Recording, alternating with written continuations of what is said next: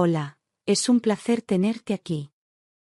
Antes de comenzar, suscríbete al canal y dale like al vídeo. Todo empezó con una sensación que no sabía nombrar, algo raro, como una presión en el pecho que me despertaba cada mañana antes incluso de abrir los ojos. No era tristeza, tampoco miedo exactamente, era como si mi cuerpo supiera algo que mi cabeza todavía no podía entender. Me levantaba con el estómago revuelto, los hombros en tensión y una especie de ansiedad silenciosa que no lograba explicar. Intentaba convencerme de que era el estrés, la rutina, las preocupaciones normales de cualquier madre, de cualquier esposa. Pero en el fondo, había algo que no encajaba, una voz dentro de mí que decía que algo no iba bien. Y cuanto más lo ignoraba, más fuerte se hacía, como una alarma muda que empezaba a sonar dentro de mi piel. Siempre era a la misma hora. Justo cuando empezaba a clarear, oía el chirrido leve de la puerta del pasillo y luego esos pasos firmes, casi silenciosos, que se detenían frente a la habitación de mi nuera. Yo no me movía, fingía seguir dormida, pero cada vez que ocurría, sentía como se me aceleraba el corazón. Me preguntaba qué necesidad tenía de ir tan temprano, qué podía justificar aquella costumbre. Pero él nunca daba explicaciones, y yo, tampoco me atrevía a preguntar. Cuando volvía, se metía en la cama como si nada, con esa calma estudiada que siempre me desconcertaba. Si yo fingía despertar y le preguntaba, me respondía lo de siempre, que había ido a ver si nuestro hijo seguía durmiendo bien, que con su enfermedad había que estar pendiente. Me lo decía sin mirarme, casi con desgana, como si fuera absurdo siquiera dudar. Y aunque las palabras eran correctas, algo en su tono, en su manera de esquivarme, me dejaba inquieta. Como si supiera que no me convencía. No era solo lo que decía, era cómo lo hacía. Había dejado de mirarme directamente a los ojos, como si temiera que pudiera ver algo que él no quería mostrar. A veces, al volver del cuarto de mi nuera, se dirigía al baño o se ponía a hacer café sin decir palabra, con una normalidad forzada. Yo me quedaba en la cama, observando cada movimiento, cada gesto. Empezaba a sentir que la distancia entre nosotros no era casual. A partir de ahí, empecé a fijarme más. No era solo esa hora al amanecer, era como la nombraba, como hablaba de ella en la mesa, con un tono distinto, como si le tuviera un afecto que no correspondía. Cada gesto, cada palabra suya empezó a parecerme calculada, medida al milímetro. Como si llevara tiempo ensayando su papel y yo, sin saberlo, estuviera en medio de una obra que no había elegido ver. Y lo peor era sentirme cada día más sola dentro de esa sospecha. Un día, al volver de la compra, una vecina se me acercó para contarme algo, sin malas intenciones. Me dijo que había visto a mi marido y a mi nuera hablando muy cerca en el jardín, que a ella le parecía un poco extraño, que no era forma de comportarse. Me lo soltó con ese tono fingidamente inocente que usan para sembrar el caos. Me reí por fuera, como si no le diera importancia, pero por dentro fue como si me clavaran una aguja. Aquello me atravesó el alma. Desde entonces no volví a dormir como antes. Me acostaba con la mente encendida, pendiente de cada sonido, cada crujido de la madera, cada clic de una puerta que se abría. Las madrugadas se volvieron eternas, una tortura silenciosa donde lo único que hacía era imaginar, dudar, pensar sin descanso. Me levantaba a veces, descalza, caminando en la oscuridad como un fantasma, intentando no hacer ruido. Pero nada calmaba esa ansiedad creciente que me estaba devorando por dentro. Una mañana, después de una noche especialmente larga, me senté en la cocina con el café frío entre las manos y supe que ya no podía seguir así. No podía seguir viviendo con la duda. Fui a una tienda de electrónica del centro y compré una cámara pequeña, de esas que se esconden en cualquier rincón. Volví a casa temblando, con la sensación de estar cruzando una línea peligrosa. Pero algo dentro de mí me decía que tenía que hacerlo, que era la única manera de saber la verdad. Esa noche, instalé la cámara en un estante alto del pasillo, apuntando directamente a la puerta de la habitación de mi nuera. Volví a la cama con el corazón desbocado, como si estuviera cometiendo un delito. Cada minuto que pasaba me parecía una eternidad, y no dormí nada, esperando que el aparato captara algo, cualquier cosa. Imaginaba 1000 escenarios distintos, desde los más inocentes hasta los más oscuros. Y cuando por fin amaneció, me senté frente al ordenador con las manos heladas. No sabía muy bien qué esperaba ver, pero desde luego no era lo que apareció en la pantalla. No hubo abrazos ni besos, ni ningún gesto fuera de lugar entre ellos. Lo que vi fue algo mucho peor, algo que me heló la sangre al instante. Mi nuera entraba en la habitación de mi hijo mientras él dormía profundamente, y en la mano llevaba un pequeño frasco transparente. Lo destapó con cuidado, como si lo hiciera cada día.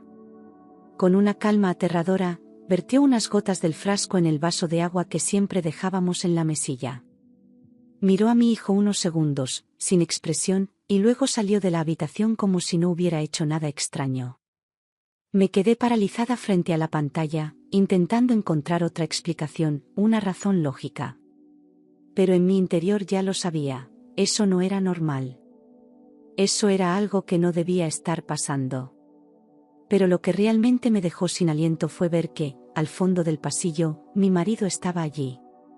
No entró en la habitación, solo se quedó de pie, mirando en silencio, sin hacer ningún gesto. No parecía sorprendido ni preocupado, como si supiera perfectamente lo que ella estaba haciendo. Su quietud decía más que cualquier palabra. No era un error, no era una casualidad, era complicidad. Cuando ella salió del cuarto, se cruzaron una mirada breve, tensa, cargada de algo que no supe nombrar. Y entonces se la sintió, apenas un leve movimiento con la cabeza, casi imperceptible, pero claro como el agua. Como si eso confirmara que todo había salido según lo planeado. Me llevé la mano a la boca, incapaz de procesar lo que acababa de ver. Algo en mí se rompió en ese instante. Mi mente intentaba encontrar explicaciones, aferrarse a cualquier lógica que no implicara lo que parecía evidente. Pero no había forma de justificar aquella escena. ¿Qué estaban haciendo con mi hijo? ¿Por qué ese frasco?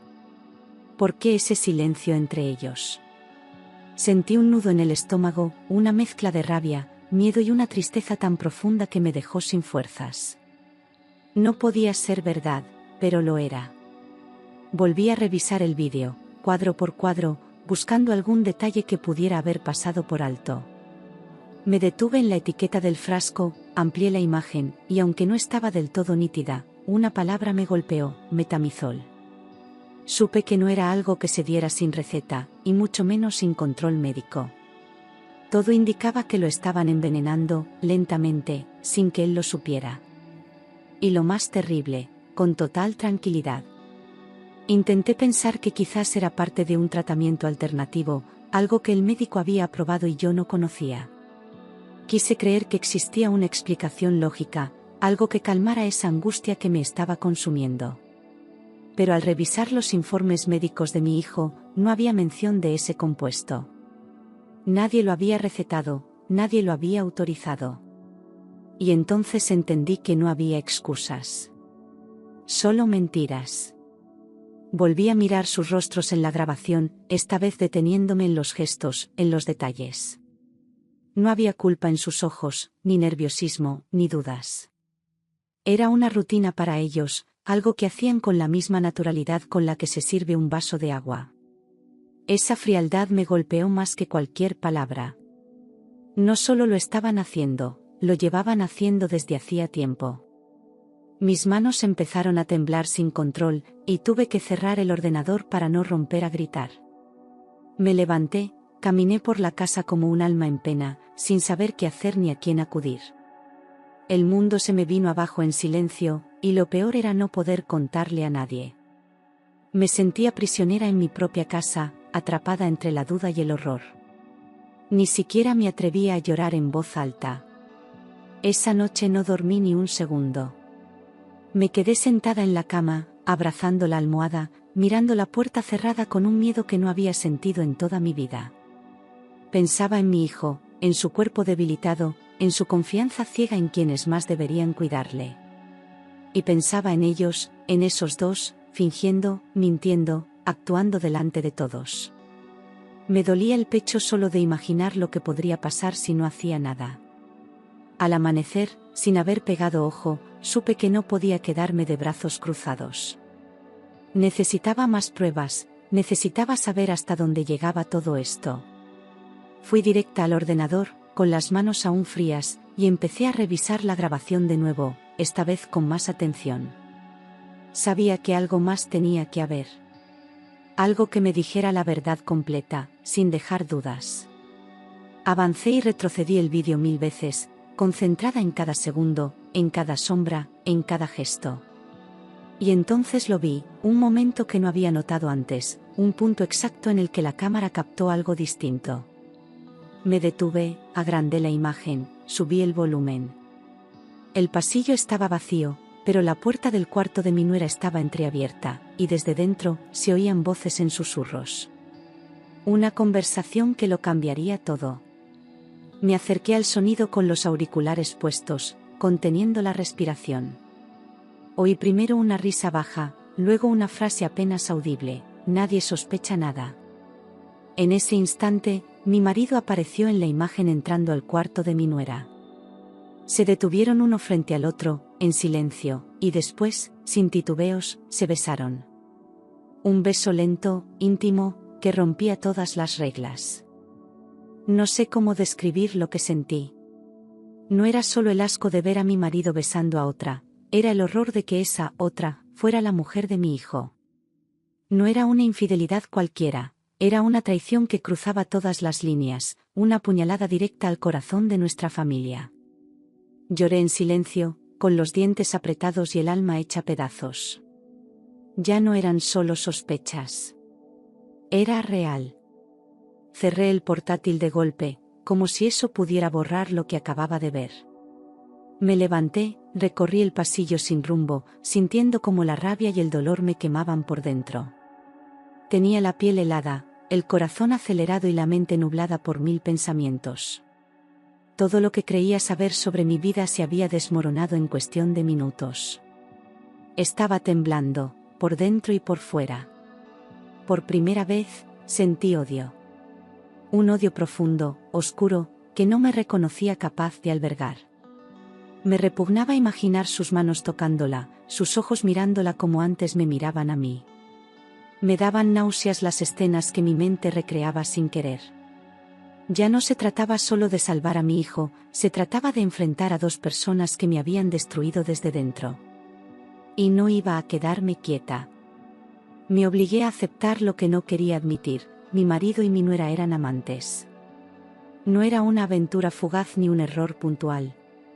Era algo que llevaba tiempo creciendo, escondido en las sombras de nuestra casa. Una relación construida sobre la mentira, la traición y el desprecio por todo lo que yo había protegido. Era una verdad tan dolorosa que casi no podía sostenerla. Y si estaban juntos, entonces todo cobraba otro sentido. Mi hijo no era solo una víctima colateral, era un obstáculo para ellos. El veneno, las visitas a escondidas, los susurros de madrugada, nada era casual. Estaban planeando deshacerse de él para poder estar libres, como habían dicho. Me dolía el alma solo de pensarlo, pero sabía que tenía que seguir mirando, seguir descubriendo más. Recordé los síntomas de mi hijo, la fatiga, las náuseas, la debilidad constante, y de repente todo encajó. Durante semanas creí que era la enfermedad avanzando, pero no. Ellos estaban detrás de todo. La preocupación fingida de ella, las recomendaciones absurdas de mi marido, cada gesto había sido parte del mismo engaño. Me sentí una estúpida por no haberlo visto antes. Vivía bajo el mismo techo que dos monstruos, y lo peor era que se comportaban como si nada. Comíamos juntos, compartíamos silencios, celebrábamos cumpleaños, mientras por detrás, tramaban cómo matar a mi hijo. Cada rincón de la casa me parecía contaminado. Ya no era un hogar. Era una trampa disfrazada de familia, y yo estaba atrapada en ella. Empecé a mirar todo con otros ojos, las risas en la cocina, los desayunos de domingo, las cenas en familia. Todo era falso. Cada sonrisa suya escondía una mentira, cada gesto cariñoso estaba calculado. Me daban asco sus palabras dulces, sus abrazos vacíos, su teatro constante. Ya no podía fiarme de nada, ni de ellos ni de mí misma. Me sentía sucia solo de haber compartido espacio con ellos. Ella, tan amable, tan servicial, tan pendiente de todo, ahora me parecía una actriz perfecta. Me hablaba con ternura, me pedía consejos, cuidaba de mi hijo como si lo amara de verdad. Pero detrás de esa cara dulce se escondía una asesina lenta, silenciosa, que vertía veneno mientras sonreía. Pensar que alguna vez la quise como a una hija me revolvía el estómago. Me había engañado a la perfección. Él seguía actuando como siempre, como si nada ocurriera. Me daba un beso en la frente por las mañanas, me preguntaba si necesitaba algo, incluso me ayudaba en la cocina. Pero ahora, cada gesto suyo me resultaba repulsivo, falso, ensayado. Detrás de su aparente calma se escondía un deseo oscuro, una ambición retorcida. Fingía ser padre y esposo, pero ya no era ni una cosa ni la otra. Empecé a notar cómo lo observaban todo, las rutinas médicas de mi hijo, sus horarios, los efectos de cada comida. Calculaban con precisión cada dosis, cada avance del veneno. Estaban esperando el momento justo, ni antes ni después. No querían levantar sospechas. Querían que su muerte pareciera inevitable, natural, como si fuera solo la enfermedad avanzando. Y entonces lo entendí. Después de él, iría yo. Lo vi claro en una conversación grabada al fondo del pasillo, donde mi marido le decía a ella: cuando todo esto termine, seremos libres. Esa libertad solo era posible si nadie quedaba en medio. Yo era la siguiente pieza que estorbaba en su nueva vida. Y si no hacía algo, acabarían conmigo también. En otro fragmento del vídeo, mucho más nítido, los oí hablar en voz baja, creyéndose seguros. Esta casa será nuestra, no quedará nada que nos ate, dijo ella. Lo haremos poco a poco, sin errores, respondió él. Esas frases se me clavaron como cuchillos. Ya no eran suposiciones. Estaban planeando todo con una frialdad que me heló la sangre. Apagué la pantalla y me quedé inmóvil, con los ojos fijos en el reflejo oscuro del monitor apagado. No podía moverme, ni hablar, ni siquiera llorar. Sentía la piel helada, la garganta cerrada, como si el aire hubiera desaparecido. Por un momento, pensé que me desmayaría. Me estaban matando en vida, y aún no lo sabían. Esa noche, por primera vez, ya no sentí solo miedo, sentí urgencia. Tenía que proteger a mi hijo, aunque no entendiera nada, aunque no pudiera explicárselo. Tenía que ganar tiempo, fingir normalidad, pero moverme rápido. Ya no bastaba con mirar y grabar, necesitaba actuar. Y empecé a trazar un plan en silencio, sin compartirlo con nadie. Al día siguiente, pedí cita con nuestro médico de cabecera. Fingí que era solo una revisión de rutina, algo preventivo. Me miró extrañado, porque yo nunca pedía cita para mí, pero no hizo preguntas. En la consulta, cerré la puerta con llave y le pedí que me escuchara. Le conté solo una parte, la justa para que entendiera la gravedad del asunto. El médico me miró con una mezcla de sorpresa y preocupación. Le hablé del frasco, del deterioro inexplicable de mi hijo, de los vídeos que no me atrevía aún a enseñar. Me pidió una muestra de sangre de inmediato. Me temblaban las manos al sacar la jeringuilla, pero lo hice. Y al entregársela, le supliqué que fuera rápido, que no dijera nada a nadie. Al día siguiente, me llamó antes del amanecer. Su voz sonaba seca, seria, casi asustada. Me dijo que la muestra revelaba restos claros de una sustancia tóxica no prescrita. No había dudas, mi hijo estaba siendo envenenado. Me senté en la cama, incapaz de hablar, y por fin sentí que ya no estaba sola en esta pesadilla. Ahora tenía una verdad médica de mi lado. El doctor fue claro, no podía volver a enfrentarlos aún, ni mostrar sospechas. Me pidió que fingiera normalidad total, que no cambiara ni una palabra, ni una mirada. Me rogó que no durmiera en la misma habitación que mi marido si podía evitarlo. y sobre todo, que no comiéramos lo mismo. Aquello ya no era solo un crimen. Era una cuenta atrás. Esa misma tarde, mientras todos dormían la siesta, instalé una segunda cámara en la cocina. La coloqué entre los libros de recetas, apuntando hacia la encimera donde ella solía preparar la comida de mi hijo. Era mi única forma de saber hasta dónde llegaban. Fingí tranquilidad, sonreí durante la cena y seguí cada gesto de mi marido con una calma que no sentía. Por dentro, solo pensaba en sobrevivir. 2 días después, revisando la grabación, la vi hacerlo otra vez. Mi nuera abrió un pequeño frasco metálico, distinto al anterior, y vertió un polvo blanco en la sopa que preparaba para mi hijo. Movía la cuchara con cuidado, mirando a su alrededor. No parecía nerviosa, ni siquiera culpable. Solo concentrada, como quien sigue una receta exacta. Esa noche, preparé la mesa como siempre, con los mismos platos, las mismas servilletas, la misma rutina de todos los días. Fingí no saber nada, ni sospechar. Cuando ella se dio la vuelta, cambié los platos sin que nadie lo notara. Dejé el envenenado frente a mi marido y el otro, limpio, delante de mi hijo. Luego me senté, respirando despacio, como si nada hubiera pasado. Durante los primeros minutos, todo parecía normal. Comieron en silencio, mientras yo apenas podía tragar. Entonces, él empezó a tocarse el cuello, a respirar con dificultad, el sudor cayéndole por la frente. La cuchara cayó de su mano y su mirada buscó la mía. En ese momento lo supe, había probado su propio veneno. No sentí pena, solo un frío absoluto. Mi nuera gritó su nombre, corrió hacia él, fingiendo desesperación. Yo no moví un dedo. La observaba, intentando adivinar si de verdad sufría o solo actuaba. Sus manos temblaban, sus ojos parecían sinceros, pero ya nada en ella podía engañarme. Mi marido se desplomó en el suelo, con la respiración entrecortada. Y yo seguí ahí, quieta, viendo cómo la justicia se abría paso sola. El sonido de los gritos llenó la casa, el eco de su nombre resonaba por las paredes. Ella intentaba hacerle reaccionar, pero era inútil. Yo me limité a observar, a grabar la escena con la mente, sin pestañear. Por fin estaban sintiendo una mínima parte del miedo que me habían hecho vivir. No levanté la voz, no lloré. Solo esperé.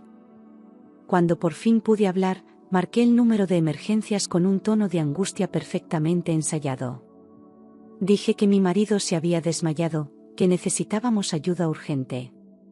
Fingí nerviosismo, incluso lágrimas. La operadora me aseguró que la ambulancia venía en camino.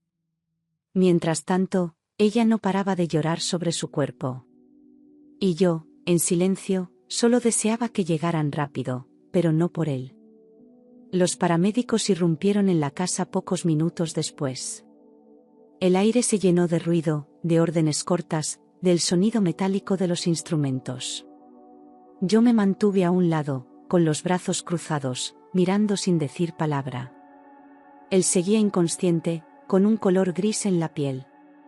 Cuando se lo llevaron, ella quiso subir al vehículo, pero uno de los sanitarios le pidió que se quedara. Yo asentí. Era mejor así. Horas después, en el hospital, el médico salió con el rostro serio. Me miró directamente a los ojos y lo confirmó: envenenamiento. No dijo más. Mi nuera fingió sorpresa, incluso horror. Intentó abrazarme, pero la rechacé sin disimulo. Aquello ya no era una sospecha, ni una corazonada. Era un crimen, y las pruebas empezaban a estar de mi lado. Esa noche, cuando todos dormían, reuní las grabaciones en un pendrive y las llevé a la comisaría. No dije una palabra de más, no lloré, no pedí comprensión. Solo entregué el material y esperé. El agente que me atendió miró los vídeos con el ceño fruncido y me aseguró que se encargarían de todo. Al salir de allí, por primera vez en semanas, sentí que podía respirar un poco. 2 días después, la policía vino de madrugada. El sonido del timbre rompió el silencio de la casa y los pasos pesados retumbaron en el pasillo. Arrestaron primero a mi nuera, que intentó resistirse, gritando que era inocente. Mi hijo, débil, se despertó asustado sin entender nada. Yo me quedé quieta, viendo cómo se la llevaban, sin pronunciar una sola palabra. Desde el coche patrulla, su voz aún resonaba, fue idea de él, yo solo le obedecía. Gritaba su versión de los hechos mientras los agentes la metían en el asiento trasero. Esa frase, repetida una y otra vez, me atravesó el pecho como una lanza. ¿Y si decía la verdad? No podía permitirme dudar, pero su desesperación sonaba demasiado real. Quizás la maldad había nacido de ambos. Cuando la policía interrogó a mi marido, su reacción fue tan fría que me estremeció. Intentó culparla a ella, fingiendo sorpresa, fingiendo ser una víctima más. Dijo que ella lo había manipulado, que no sabía nada del veneno. Pero yo conocía bien esa voz, ese tono calculado que usaba cuando mentía. Ni siquiera en ese momento fue capaz de mirarme a la cara. Las grabaciones lo dejaron todo claro. Se les veía juntos, planeando, besándose, decidiendo dosis, horarios, cada detalle. Las palabras hablaban por sí solas, sin necesidad de interpretaciones. La policía no tuvo dudas, ambos estaban implicados. Aquello que empezó como una sospecha se había convertido en una verdad irrefutable. El amor se había transformado en un arma mortal. Cuando lo vi esposado, el corazón me golpeó con una fuerza insoportable. No era solo dolor, era rabia, impotencia, humillación. Él evitó mirarme, bajó la cabeza, incapaz de sostener mi mirada. No dije nada, porque ya no quedaban palabras. Todo lo que habíamos sido se desmoronaba frente a mí, y lo único que quedaba era el silencio. En comisaría, conté cada detalle de lo vivido. Cómo empezó todo, las sospechas, las cámaras, los vídeos, las noches sin dormir. Mi voz temblaba, pero no me detuve. Sentía que, al hablar, me iba liberando poco a poco del peso que me había aplastado durante semanas. Era mi forma de sobrevivir, de recuperar mi vida después de tanto horror. El día del juicio, la sala estaba llena. Vecinos, periodistas, curiosos, todos querían ver a los protagonistas del escándalo. Mi hijo, aún débil, estaba a mi lado, sosteniéndome la mano. Cuando ellos entraron escoltados, el murmullo fue inmediato. Nadie podía creer tanta maldad, tanta crueldad disfrazada de normalidad. Era como ver dos desconocidos que alguna vez fueron familia. Durante todo el juicio, ella evitó mirarme. Mantenía la cabeza gacha, los ojos hundidos, como si supiera que no había vuelta atrás. Él, en cambio, levantaba la vista de vez en cuando, buscando mi rostro, esperando quizás compasión. Pero ya no quedaba nada que salvar. Solo el eco de lo que alguna vez fuimos y el vacío que dejaron sus mentiras.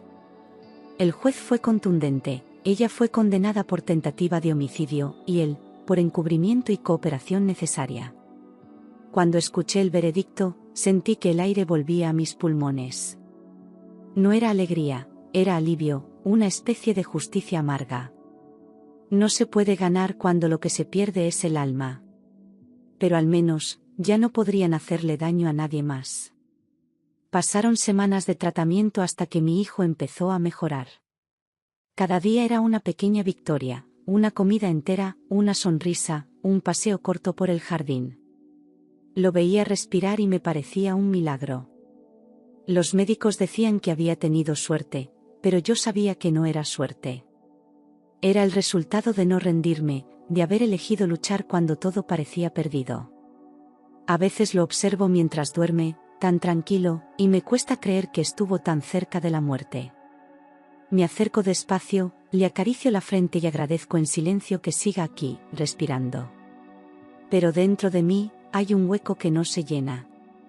Un silencio amargo que se cuela entre los días, que me recuerda todo lo que pudo haber pasado. No se va. Solo se esconde.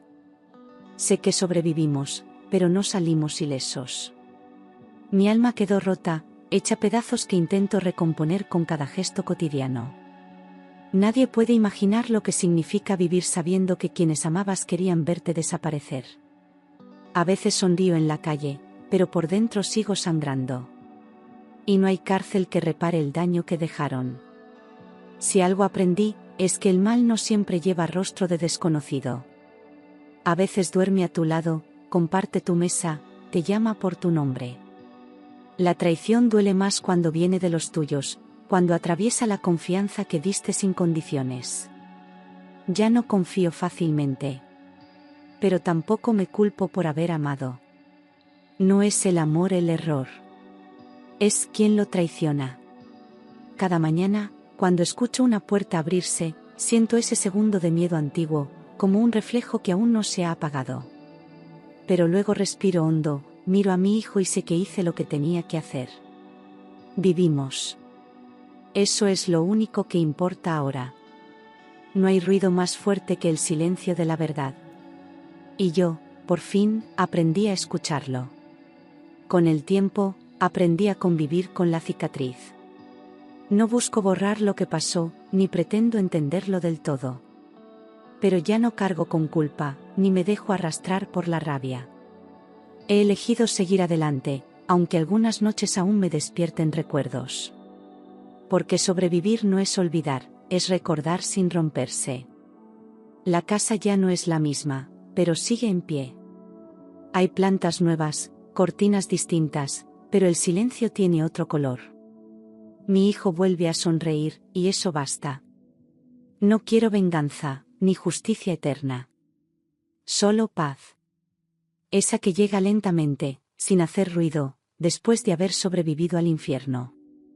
No sé si algún día podré amar otra vez con la misma inocencia. Pero tampoco quiero vivir con miedo. He descubierto una fuerza que nunca imaginé tener. Y si algo me salva cada día, es saber que fui capaz de ver la verdad a tiempo. No por mí, sino por él. Mi hijo. Lo único que siempre fue real. Las personas me preguntan cómo logré soportarlo. No hay una respuesta fácil.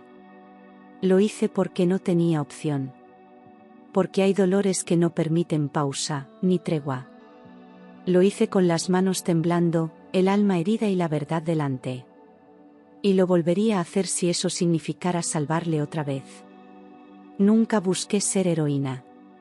Solo fui una madre mirando más allá del miedo. Me equivoqué al confiar, sí, pero no al amar. Elegí proteger incluso cuando todo en mí pedía rendirse. Hoy, cada decisión, cada paso, me recuerda que no fui débil. Fui valiente. Incluso cuando temblaba. Ahora duermo con la puerta entreabierta, no por temor, sino para oír mejor cuando él me llama. Porque aunque la vida nos rompió, también nos enseñó a empezar de nuevo. Y en ese nuevo comienzo, no hay espacio para ellos. Solo para nosotros. Los que seguimos. Los que resistimos. Los que estamos vivos. A veces, cuando el viento sopla fuerte y golpea las ventanas, me sorprendo pensando en ellos, en lo que habrían sido capaces de hacer si no los hubiese descubierto. Me pregunto si en algún momento sintieron culpa, si alguna noche se despertaron empapados en sudor al recordar lo que planearon. No lo sé, y quizás prefiero no saberlo. Hay verdades que no merecen ser conocidas. He aprendido a vivir con la ausencia, a llenar el silencio con cosas pequeñas. El canto de los pájaros al amanecer, el olor del café recién hecho, la voz de mi hijo llamándome desde el jardín. No necesito más. Después de tanto horror, la vida simple se ha convertido en un refugio. A veces me parece que la felicidad siempre estuvo ahí, esperando a que me atreviera a verla. Guardo las grabaciones en una caja cerrada, en el fondo del armario. No las he vuelto a mirar, ni pienso hacerlo. Son la prueba de que sobrevivimos, pero también el recuerdo del miedo más profundo que he sentido jamás. Quizás algún día las destruya. No porque quiera olvidar, sino porque ya no las necesito para creerme lo que viví. De vez en cuando, los vecinos me preguntan si sigo en contacto con él, si le escribo en prisión. Siempre contesto lo mismo, no. No hay nada que decirle. Ya le hablé una vez, sin palabras, cuando dejé de mirarle. Ese silencio fue mi despedida, y no hay cárcel que pese más que la conciencia de quien traicionó a los suyos. Mi hijo ha vuelto a trabajar poco a poco, con prudencia, sin mirar atrás. A veces le noto una tristeza que intenta disimular, pero también una fuerza nueva en la mirada. Hemos aprendido a entendernos sin hablar demasiado. Ambos sabemos que no necesitamos olvidar para seguir adelante. Solo basta con no dejar que el pasado nos gobierne. Algunas noches sueño con la casa como era antes, llena de risas, de conversaciones y de una paz que creía eterna. Pero siempre despierto antes del amanecer, cuando la luz empieza a filtrarse, y vuelvo a sentir esa calma que me dice que ya pasó. Que lo peor quedó atrás. Y aunque el recuerdo aún duele, ya no me paraliza. La justicia se cumplió, pero no trajo consuelo. El consuelo llegó después, en los días normales, en la rutina reconstruida, en la simple certeza de seguir viva. Nadie me lo explicó, lo descubrí sola. La paz no llega con los juicios ni con las condenas. Llega cuando dejas de buscar culpables y te permites respirar sin miedo. Hay algo en mí que cambió para siempre. Ya no confío tan fácilmente, pero tampoco temo tanto como antes. La traición me enseñó el valor de la intuición, ese susurro interno que tantas veces ignoré. Ahora la escucho, la respeto. No es paranoia. Es instinto. Y gracias a él, sigo aquí. A veces pienso que la vida me puso a prueba de la forma más cruel posible. Pero si miro atrás, sé que resistí. No me convertí en víctima, ni en verdugo. Me quedé en pie. Con heridas, sí, pero también con una claridad que antes no tenía. Comprendí que la verdad, por dolorosa que sea, siempre es mejor que la mentira más dulce. Hoy, mientras cierro las ventanas y apago las luces, miro a mi hijo y sonrío. Hemos sobrevivido al infierno, y eso ya es suficiente. No necesitamos olvidar ni perdonar para vivir en paz. Solo basta con recordar quiénes somos, y todo lo que fuimos capaces de soportar. Y en ese recuerdo, encuentro mi libertad.